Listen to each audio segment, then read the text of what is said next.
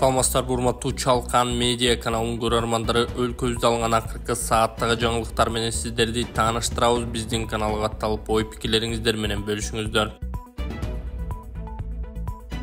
Туркиядагы мелдеште кыргызстандык балбандар 13 медаль утту. Туркияда 7-10 мартта өткөн Ясардогу Вегри Эмре эл аралык мелдешинде кыргызстандык балбандар 13 медаль утту. Байгелердин 6 алтын, 7 коло. Алтын уткандар Айсулуу Тыныбекова 62 кг кыз келиндер күрөшү. Айбер Медет кызы 76 кг кыз келиндер күрөшү. Жоламан Шаршембеков 60 кг грек-рим күрөшү. Улукбек Жолдошбеков 65 кг эркин күрөш. Бекзат Алмазуулу 57 кг эркин күрөш. Эрназ Рахматалиев 70 кг эркин күрөш. Коло уткандар Калмира Билимбекова 59 кг кыз келиндер күрөшү. Үзүр Жусупбеков 96 кг грек-рим күрөшү. Автандил Талайбек уулу 63 кг грек-рим күрөшү. Орозобек Токтомамбетов 74 кг эркин күрөш. Алмаз Мамбеков 57 кг эркин күрөш. Бекболот Мырзаназар уулу 57 кг эркин күрөш. Тайырбек Жумашбек уулу 61 кг эркин күрөш. Ассаламу алейкум, урматтуу Москва шаарында эмгектенип жаткан боордоштор жана мекендештер. Эгерде документиңизди мөөнөтү бүтүп жатса, Казакстанга кирди чыктыны кааласаңыз, дасыккан айдоочулук тажрыйбасы чоң Авазбек мырзаны сунуштайбыз. Сизди арзан баада, комфорттуу унаада өз дарегиңизден алып кетип, сапарга чыкмакчы. Биздин дарек метро проспект Мира 39Адан жолго чыгат. Байланыш үчүн телефон номерлар +7 936 264 1995 +7 901 33 93 435. Авазбек, жолуңуздар шыдыр болсун. Элибизди түздөйлү Садыр Жапаров Ороз айынын башталышы менен куттуктады. Мамлекет жетекчи Садыр Жапаров бүгүн 11 мартта кыргызстандыктарды Ороз айынын башталышы менен куттуктады. Президент Орозо жан дүйнөнү тазалоо менен изги иштердин бийик максаттарга жетүүгө шыктануунун айы катары сыпатталып, мусулман жаамат үчүн ыйык жана касиеттүү ай деп саналып келерин белгилеген. Өлкөбүздүн эртең үчүн элибиздин ынтымагы менен бейпилдиги өзгөчө мааниге ээ. Ошондуктан мамлекет бардык диний көз караштарга, ишенимдерге терең урматтоо менен мамиле жасайт. Баарыбыз биргелешкен иш аракетибиз менен өлкөбүздүн өнүгөөрүнө жана алдыңкы өлкөгө айланарына терең ишенем. Андыктан жан дүйнөбүздү жаман ойлордон арылталы, пейилибизди түздөп, жаркын келечек курууга ар бирибиз оюбуз, ниетибиз, иш аракетибиз менен кол кабыш кылалы. Улуу айда жалпы кыргызстандыктарга бакубат жашоо, тынчтык жана жакшылыктарды каалайм. Жашоодо эң күчтүү курал бул акыл, эң күчтүү чеп бул сабыр деген накыл кеп сыңары билим алуу менен катар сабырдуу болууга умтулалы деп жазылат президенттин куттуктоосунда. Мамлекет башчы кыргызстандыктардын жакшылыкка үмүт байлап, таза ниет менен кармаган орозосу кабыл болушун каалап кеткен.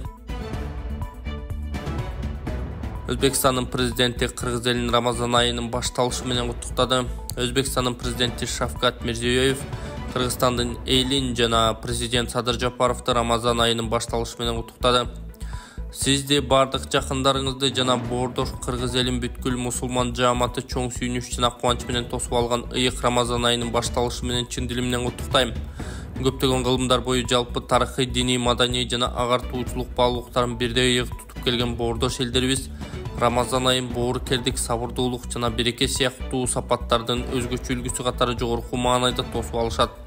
Улуу жана сыйлуу айдын ушул берекелүү жана жаркын күндөрүндө биз мындан арыда мамлекеттерибиздин ортосундагы ар тараптуу жана узак мөөнөттүү стратегиялык өнөктөштүк мамилелерди тереңдетип, боордош элдерибиздин мамилелерин бардык тармактарда тездик менен өнүктүрүүгө ниеттенебиз деп айтылат куттуктоо катында. Шавкат Мирзиёев Садыр Жапаровго чын ден соолук, бакыт, таалай жана жоопкерчиликтүү ишмердигинде зор ийгиликтерди, ал эми достук мамиледеги Кыргызстан элине тынчтык, бейпилдик, ырааттуу өнүгүү жана бакубатчылык каалаган. Кыргызстанда хоккей боюнча дүйнө чемпионаты башталды. Кыргызстанда хоккей боюнча дүйнө чемпионаты 3-дивизиону башталды. Кыргызстандын курама командасы 2-дивизионго чыгуу үчүн ат салышат. Улуттук команда бул үчүн Мексика, Тар, Люксембург, Түркмөнстан жана Таиланд менен күч сынашмакчы. Турнирди Тар менен Мексиканын командалары баштап берди. Түштүк Африканын оюнчулары мексикалыктарды утуп алды. Андан соң Түркмөнстан менен Люксембург ойногон. Аталган беттештерден кийин чемпионаттын ачылуу аземи өтүп, артынан эле Кыргызстан Таиланд мелдеши башталган. Жылдыз Жолдошова Кара Суудан ат салышабы. Кара Суу жана Баткен бир мандаттуу округтарынан 28 апрелде шайлоо өтөр жарыяланды. Чыга турган талапкерлер боюнча алдыда далай кеп кылабыз. Азырынча Кара Суудан келген маалыматка учкай токтоло кетели. Саясий аң сезимдүү жергиликтүүлөр копшолушуп, Жылдыз Жолдошова талапкерлигин койсо колдошоорун алдыртан айта башташыптыр. Ар дайым адилеттүү позицияны карманган эжебиз кичи мекенинен ат салышса алдыга озору шексиз. Элдин үнүн таламын талаша турган татыктуу инсан эмеспи? Бул саам капчыктуулардын тизгини кагылып, карагылдык акчарган алыстыгы бар туруктуу саясатчы Жылдыз Жолдошовага оомат келиши мүмкүн. Эмесе өзү кандай чечим кабыл аларын күтө туралы деп жазган Арба KG сайты. Алмазбек Атамбаев 7 апрелде кайтып келеби? Убакыт өткөн сайын Алмазбек Атамбаевдин саясий рейтинги көтөрүлүп, тарапташтар ар бул параткада талкууга алынууда. Жакында Испаниядан кесиптештеринин жыйынына катышып, англисче сүйлөп чыкканы жылуу кабыл алынды. Коомчулук сагынып калганы байкалдыбы? Айрым маалыматтар боюнча Атамбаевдин Кыргызстанга келбей турганы айтылса, кээ бир билермандар 7 апрелде кайтып келерин божомолдошууда. Эгерде экс-президент күтүүсүздүк жаратса, саясий айдыңда кандай таасир этет? Бул жагынан баш катырышып, кооптонгондор да бар экен. Чын эле аягы кандай тамамдалчудай деп жазган Арба KG сайты. Ушул кыздын абалын көрүп, ар бир мусулман адам кайдыгер карабастан жардам берет деп ишенем. Ассаламу алейкум, урматтуу бир туугандар. Мен Эл үмүтү фондунун жетекчиси Полотбек Айдаркулов 2024-жылга карата сколиозорус менен ооруган Малика тууралуу маалымат берем. Малика үчүн 200 000 сом каражат чогулду. Көп түкүрсө көл болот демекчи, 1,5 миллион сом чогултуп жардам кылып, ушул кичинекей кызыбыз Маликаны операцияга аман-эсен Түркияга жибере алалы. Сколиозорус менен ооруп күндө жатканда кыйналып жатканын айтып, кайрымдуу элден муктаж болгон Маликанын апасы жардам сурайт. Кененирээк видеодон көрүңүздөр. Дагы да азыр 1,5 миллиондой каражат керек болуп жатат. Ошо 1,5 миллион каражат чогулса, буюрса Малика кызыбыз дагы кетет. Урматтуу кыргыз элим, барыңыздарга чоң рахмат. Ушуга чейин кылып келген жакшылыктарыңыздарга, соопторуңуздарга, кайрымдуулугуңуздарга сиздердин. Ушу биздин дагы кызыбызга дагы жардамга муктаж болуп турабыз. Акча котором десеңиздер, Мбанк Полотбек А деп чыгат, Сбербанк Полотбек С деп чыгат. Да ушу 1,5 миллиондой акча керек болуп жатат. Ушу кызымдын элдин балдарындай басып, чуркап, ойношун каалайм. Ушунун кыйналганын көрүп, түнкүсүн уктай албай, бир каптал менен гана жатып уктай алат. Ушу мектепке баргым келет, мен да балдар менен ойногум келет деп айтат. Айла жок.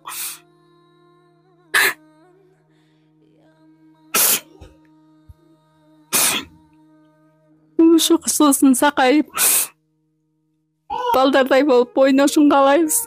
Сиздер которгон ушу аманаттарыңыздарды алдык. Ушу дагы жетишсиз болуп атат. Ушу кызыбыздын ойноп, элдин балдарында болуп, мектепке барып, өз алдынча окуп калышына себепчи болуңуздар. Арты дагы кыйшык, астта кыйшык өскөндүгү үчүн бул чалкасынан дагы кызым көмөрөсүнөн да жата албайт. Только бир каптал менен гана жатат. Бул каптал ооруп кетсе, бул капталына оодарып, ушу эки жагы менен алмак-салмак жата алат. Түнкүсүн кыйналат, уктай албайт. Бул да ушу эшикке чыгып, балдарды көрүп ойногусу келет. Ушу бизге берген ушу Аллах таалам сыноосу экен. Мага жардам берип койгула, силерге разы болсун. Мен да элдин кыздарындай болуп баскым келет, жашагым келет. Талибан Каасамин долбооруна кошулду. Дүйнөлүк банк Каасамин энергетикалык долбоорунун Ооганстандагы бөлүгүн колдоону калыбына келтирди.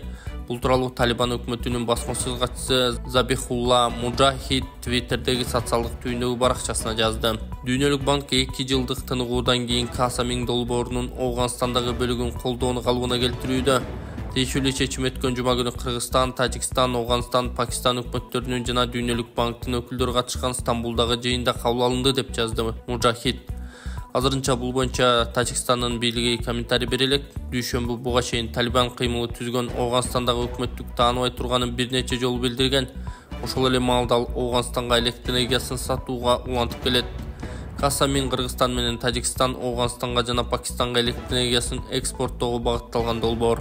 Аналыканда Кыргызстандын ичиндеги электр тармактары комплекси модернизацияланып, жаңы көмөк чордондор жана жалпы узундугу 456 чакырымды түзгөн жогорку чыңалуудагы 5000 киловатт электр өткөрүүчү линия курулат. Ал Жалал-Абад, Ош жана Баткен облустары аркылуу Тажикстандын чубалгыларына барып туташат. Тажикстандын линиясы андан ары Ауганстанга жана Пакистанга кетет. Касамин долбоору 2021 августта Ауганстандагы бийликти Талибан кыймылы басып алгандан кийин убактылуу токтотулган. Анда Ауганстандын аймагындагы иштердин 18% аткарылып бүткөнү кабарланган. Дүйнөлүк банктын маалыматына ылайык долбоорго катышып жаткан башка өлкөлөрдөгү курулуш иштери дээрлик аяктады. Кыргызстандын улуттук электр тармактары ачык акционердик коому долбоорду 2025-жылдын мартына чейин бүтүрүшү керек. Буга чейин Кыргызстандын аймагында 1243 тирөөч орнотулуп, 100% жогорку чыңалуудагы электр өткөрүүчү линиянын 287 километри бүткөрүлгөнү айтылган. Экс-депутат Өмүрбек Бакиров 200 000 сом айыпталойт, соттун чечими күчүндө калды. Ош облустук соту жогорку кеңештин мурдагы депутаты Өмүрбек Бакировго карата чечимди күчүндө калтырды. Бул тууралуу Спутник Кыргызстан агенттигине анын жактоочусу Назгүл Сүйүнбаева билдирди. Буга чейин Ноокат райондук соту ага 200 000 сом айып салган. Биринчи инстанциянын өкүмүнө ылайык экс-депутат айыпка жыгылган. Биз бул чечимди артка кайтарууну суранганбыз, бирок Ош облустук соту арызды канааттандыруудан баш тартты, деди Сүйүнбаева. Эскерте кетсек, Бакировдун мандатынан ажыратуу чечимин Бишкек административдик соту 7-июнда кабыл алган. Кийин аны Бишкек шаардык соту да, жогорку сот дагы күчүндө калтырган. 26 август күнү БШК Бакиров депутат болбой калганын расмий жарыялаган. 2022-жылдын 17 ноябрында парламент жыйынында Бакиров УКМКнын төрагасы Камчыбек Ташиев менен кайма айтышып кеткен. Атайын кызматтын башчысы Бакировдун кандай депутат экенин жана кандайча шайланып келгенин билерин айткан. Анын эртеси эле депутатты кабинетинен чыгарып салышкан. Андан соң добуш сатып алуу маселеси козголуп, соттук иштер башталып, депутат добуш сатып алууга күнөөлүү деп табылган. Эмгек министринин орун басары кызматынан бошотулду. Жаңыл Алыбаева эмгек социалдык камсыздоо жана миграция министринин орун басары кызмат ордунан бошотулду.